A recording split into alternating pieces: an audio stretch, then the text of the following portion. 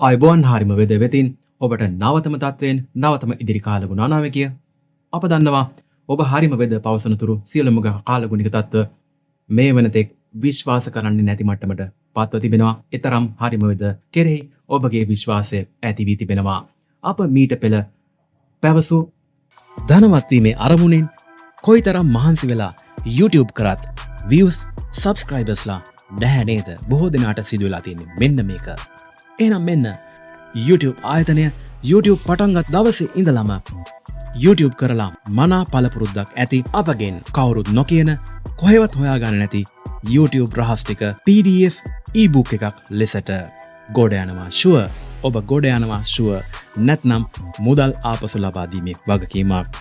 සිංහල දෙමළ ඉංග්‍රීසි භාෂා තුනෙන්ම PDF ebook එකක් ලෙසට මෙම YouTube රහස් සියල්ල අප ඔබට ලබා දෙනු ලබනවා. ඉතාමත්ම සුළු මුදලකට.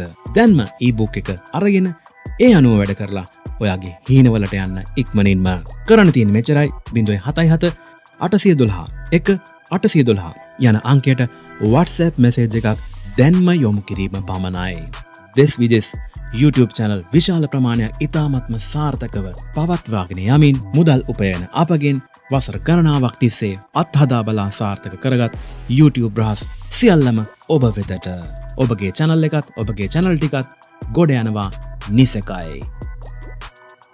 11-12 වැනි දිනවල සිට ඇතිවන වැසි තත්වය ඔන්න හෙට සිට ආරම්භ වනවා. විශේෂයෙන් 10 වෙනිදා සවුන්දා දහවල් කාලයෙන් පසුව වැසි තත්වයන් වර්ධනය වෙනවා. ඉන්පසුව එය තවදුරටත් වර්ධනය වන්නේ 11 වෙනිදා අඟහරුවාදා දින සිටයි. ඒ අනුව ශ්‍රී ලංකාව ආසන්නයේ කැළඹිලිකාරී මට්ටමක් මේ දිනවල ඉදිරි දිනවල ඇති වෙනවා. එය සුළි සුළඟක මට්ටමට වර්ධනය වන්නේ නැහැ. තද සුළං නැතිවන්නේ නැහැ.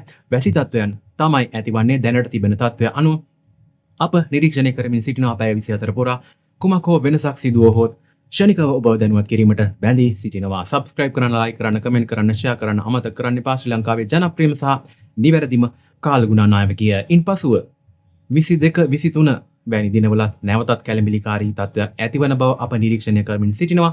ඒ සම්බන්ධයෙන්ුත් ඉදිරි කාලගුණ නායකී වෙතින් අප ඔබව දැනුවත් කරනු ලබනවා. ඒ අනුව ශ්‍රී ලංකාවේ කාලගුණේ පැහැදිලි වෙනසකට බලාපොරොත්තුවෙන් සූදානම්ව අවධානයෙන් සිටින්න. 10-11 නොවැම්බර් මාසේ 10-11 යන දිනවල සන්ධ්‍යා කාලවල සිට ඉදිරි දින කිහිපයේම ශ්‍රී ලංකාව පුරා තැනින් තැන විටින් විට තද වැසි, විටින් විට තරමක තද වැසි, විටින් විට ඊටම සුළු වැසි ඇති වෙනවා. අකුණු අනතුරු ඇතිවීමේ හැකියාවක් තිබෙනවා. එයින් ආරක්ෂා වීමට පියවර ලබා ගන්න එයයි නවතම තත්ත්වය. එසේනම් නැවතත් හමු වෙමු ඊළඟ කාලගුණ අනාවැකීන්. සියලුම දෙනාට සුවදායි ඉදිරි කාලයක් ප්‍රාර්ථනා කරනවා.